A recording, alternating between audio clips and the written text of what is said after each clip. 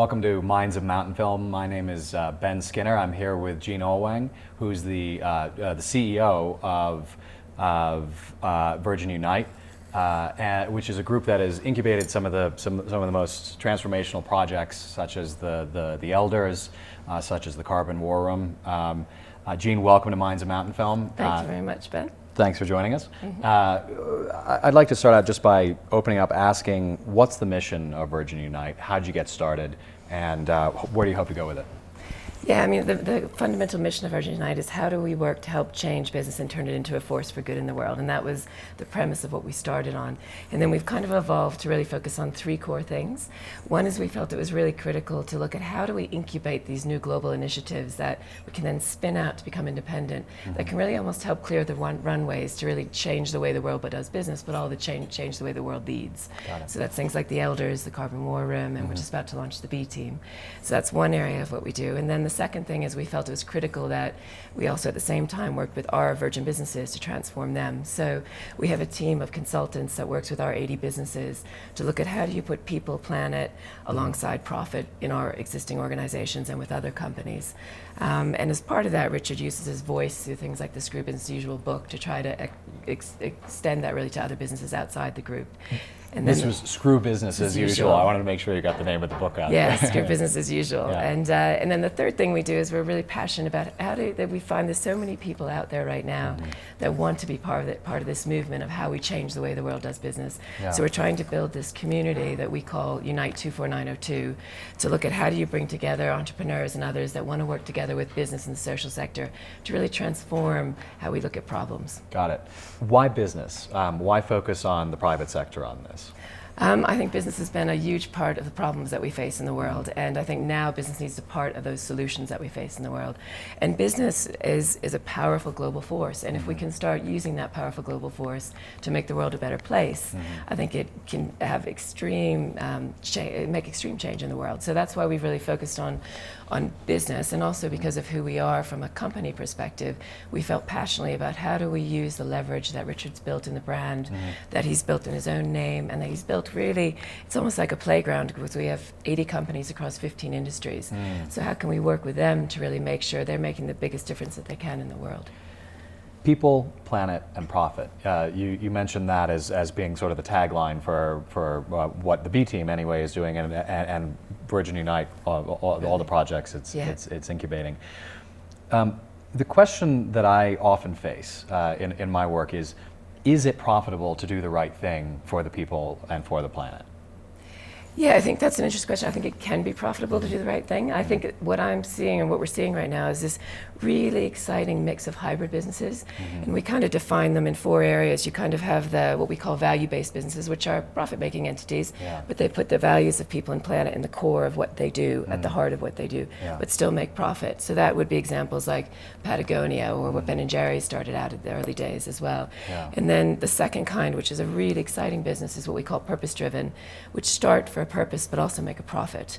And that's things like participant films. So Jeff Skoll coming in and turning the film industry upside down with participant films, or there's method cleaning products, for example. So there's a whole host of purpose-driven businesses within that. And then a third layer, which is more the social enterprise, which we define that in the typical kind of Muhammad Yunus way of looking at how do you create a business that's going to put all their profit back into scaling the response to the issue. And we're starting to see some exciting businesses merge into that one. And then the fourth category we have is this kind of catalytic force of these investment companies or organizations like we're starting the Carbon War Room that serve as a catalytic force to break down barriers so that they free more capital into markets to help scale businesses that can make a difference. Got it. So I think the exciting thing is that I think you can make profit and at the same time make a difference in the world. But the other exciting thing is that there's lots of new models that also put that profit into scaling response. Right. So one of the big questions when we're talking about global impact is the rise of the East and the rise of the consumer giants in India and China. So much of environmental and human rights movements have been Western focused, and increasingly we have a Western facing strategy for an Eastern facing problem. How does Virgin Unite, and more broadly, not just speaking as the head of the organization, but what would you suggest are good strategies to bring these rising consumer giants in China and India into the fold, make them a part of the discussion? Do you think they're ready for that? Do you think they want to be a part of that? Yeah, I mean, I think the first step is always listening and understanding their cultures, where they're coming from, and I certainly think they want to be part of that. I think that they're driving much of the change. They're, like, if you look at some of the distributed energy projects across India right now, I think naturally, just as we've seen in Africa, I think if you look at M-Pesa, it's probably one of the biggest purpose-driven businesses that there is in the world right now, and that came out of Africa, and I think we're seeing the same things starting to emerge out of India and out of China, out of other places. But I think for us, one of the things that we try to do is look at when we're creating, for example, the elders. We wanted to make sure that we had representation, like Ila Bhatt from India, for example, who employs probably over 1 million women in India right now. So how do you make sure that you get those voices at the table in what you're doing? We're looking at that right now with the B team that we're about to launch, about how do we get the right representation. One of the B team leaders is a very significant business leader from India, for example. Terrific, So I think the key is making sure that they have a voice at the table and that people are listening to them, and that we're not trying to impose what we think is right on what they should be doing. In terms of listening, one of the most fascinating studies that I've seen recently, actually two of the most fascinating studies, were done by McKinsey as surveys, profiles of the Chinese consumer. And what they showed was that the Chinese consumer are more concerned about sustainability than their Western counterparts in survey after survey. Sustainability, however, means something a little different. First of all, it means product safety, and they'll pay more for products that they believe are transparent and clear. And the second is environmental degradation. 700,000 Chinese die every year as a result of air pollution, according to the World Health Organization. Do you think those are points that can be leveraged to actually build a greater Eastern-facing strategy on the part of environmental movements? Yeah, I think there's a couple things here. I think just even taking a step back and not looking at East and West, I think as humanity right now, I think we're almost missing the picture by we focus so much on specific things like climate change, which is incredibly important, but what we don't look at is the root cause of why we're having these issues, which is the degradation of our natural resources. And in places like China and India, that's going to become even more important because they have that awareness even at a more heightened level because of the population size. So I think, how do we shift some of the environmental movement to start having the conversation about we're running out of natural resources, and if we don't stop that, we're all going to be in a lot of trouble. And it's almost madness that we keep on kind of rambling on in this fashion and we don't step back and look at that degradation of natural resources. And I think to your other question, I think the exciting thing for me right now is with this kind of growth of social media, no one owns their brand anymore, whether that be a country, whether that be a business, whether that be an individual. So I think this power of the people through social media is also going to shift these conversations. And people are going to see that in their, for their grandchildren, they're not going to have clean water. They're not going to have the ability to get fossil fuel because we're using it so rapidly. They're going to have to shift towards renewables, and they're going to be aware of that. So I think that movement will start more from a grassroots level. How did you get involved with Virgin Unite? Stepping back, talk to me about your personal journey on this. Yeah, I mean, I guess I started in the corporate sector in the U.S. in telecommunications, and then I took a year out to be a Vista volunteer, and I worked with homeless children in the U.S. And I think what that really showed me very rapidly is how screwed up we are, and that we're allowing 70,000 young people to live alone in the streets in Chicago alone. And it also showed me how messed up our systems were, and how really the root cause was the structure of how we've built in silos, government, not-for-profit, and business, and how you break that down. So I became quite passionate about that, and then ended up going back into the corporate sector and working on helping start up mobile phone companies in emerging markets. So places like South Africa or Colombia, and in places in Asia. And through that, particularly in South Africa, I really learned the power of business and business for change. Because when we launched prepaid services, overnight we saw townships transformed because of the power of this tool of the mobile phone, but it was done on their terms, and they used this tool how they wanted to, which was that amazing, I think, wake-up call for me about how do you provide the tools and let people use those tools effectively. So over that journey, I became very passionate about this business as a force for good and how you change the way the business, not-for-profit, and social sectors work together, and was working for Virgin and Virgin Mobile in Australia, and had the chance to start the foundation up with Richard about 10 years ago now. Terrific. Talk to me about the role of the financial markets, because this is something where As you know, I'm involved with an investment firm that actually goes in through the financial markets as a means of transforming what we believe are underperforming companies on social and environmental profiles. Yeah. And historically, the financial markets haven't always pushed companies in the right direction, let's say. Yeah.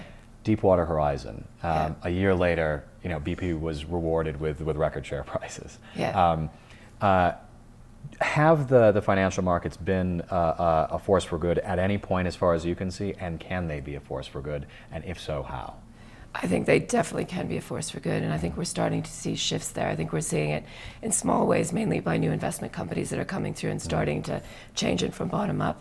I think there is a huge opportunity for financial markets to play a role in this, and critical, because I don't think we'll go to scale unless they play a role in how we make this shift. Yeah. And I think this is one of the risks of impact investing and all the hundreds of phrases being thrown around to describe impact investing, because people tend to then put it in a specific asset category, and it shouldn't be. It should be every single business should be looked at about how they can make a difference, whether it's an existing one that should transform or a new one coming in. And the financial markets have to play a role in making that shift. And I think one of the issues we have as humanity is that we create these warped incentives that incentivize bad behavior. So I think looking at how you start to shift some of those incentives is really crucial. And that was one of the reasons why we wanted to start the B team, which hasn't officially launched yet, but it will in the coming months. And our goal there was, how do you get a group of business leaders to come together and be honest about their mistakes, but also to start looking about how can they use their collective voice to scale some of this change, like incentives and warped incentives. Yeah. Talk to me again about the profit on this, because I think so often when I'm in these CSR conferences, there's all this talk about at most mitigating risk. But there's rarely a talk about, hey, we can actually build companies that are highly profitable because their brand is seen as being transparent, as being socially responsible, as being environmentally responsible. And I think, part of that is SRIs typically have underperformed, and versus the rest of the market. Do you think it's actually possible? Do you believe in the thesis that companies that are more socially and environmentally responsible ultimately, if all the other pieces are in place, will be more profitable than their counterparts? I 100% believe that if a business puts people and planet alongside profit at its core, it'll do far better. And we've been gathering hundreds of examples of this over the years, because people are skeptical of it. And if you take M-Pesa for an example, they are a financial company that transfers funds for people in Kenya. They now transfer over 31% of the GDP of Kenya, and they also generate 21 million annually for Vodafone on its license agreement.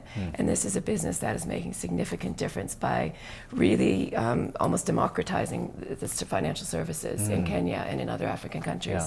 If you take revolutionizing, it's amazing what they've achieved.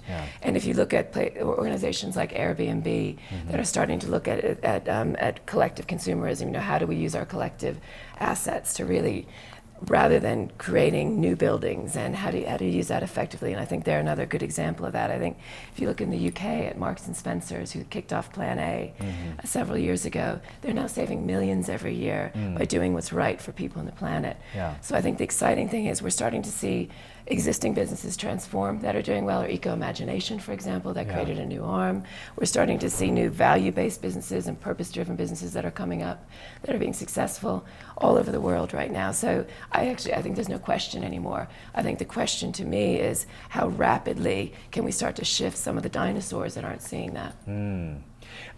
Last question. If there's one thing, one way that people could get involved who are watching this, who want to get involved with Virgin Unite's work, or who want to get involved with some of your partners, do you have any suggestions for how people can do that, can get involved? I think the first thing that every single human being can do is look at their own life and look at how they can really put people and planet at the core of what they're doing with their business. And from a Virgin Unite perspective, we would love anyone that wants to work with us on that mission, or we also tend to support lots of young entrepreneurs around the world to help stimulate that philosophy amongst these new up-and-coming businesses. So we would welcome anyone that wants to work with us on that. How about investors? investors as well. We again have a whole host of a community called Unite 24902. That's a group of successful entrepreneurs around the world who not only mentor these up and coming businesses, but also invest in these up and coming businesses. Jean Oelwang, thank you so much for joining us with Minds of Mountain Film, and I hope you enjoy the rest of the festival. Thanks, and sorry that I lost my voice talking about the films all week. Well, that's a good reason to lose your voice. All right, thank you again. Thanks, Cheers, Jean. Ben. Cheers.